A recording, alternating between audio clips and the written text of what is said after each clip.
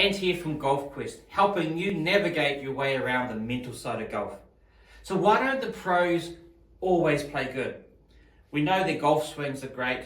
We know that generally they have a mentally strong, their confidence levels are high, they have the processes and instructions in place to play good every week. But why don't they? And so they're like all of us, from round to round, week to week, is different in regards to their mental state.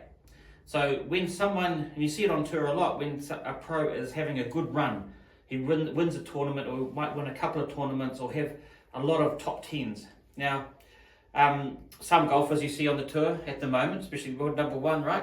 He's consistent. He's very, very consistent in his tournaments.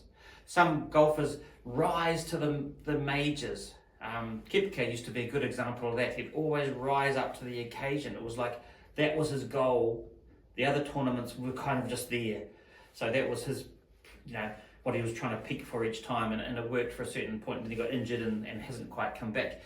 So that's what can happen too. So why golf pros are not always winning, there could be little niggles, there could be swing changes that they're doing, there could be a little bit of a mental block that they have in regards to, the confidence just drops off.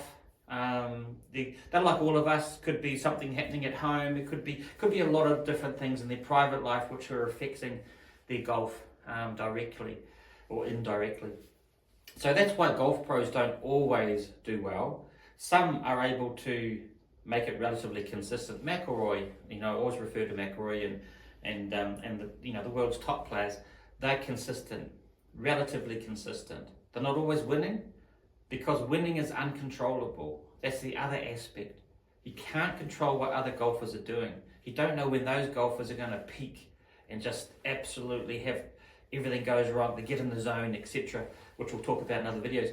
But you don't know when they're going to come up and you have to rise with them and so forth, So you got no control of others in the golf swing. And that's something that you always have to remember in golf. We can't control other people. You can only control what you do in every single shot that you play on the golf course. And that's what makes golf a very challenging sport. It's a great sport. We love it. We're all addicted to it. Otherwise, we wouldn't be watching these videos. But it's one of those things that we have to navigate and we have to understand and possibly put some strategy in place to help you become more consistent and help you become that better golfer that you want to be.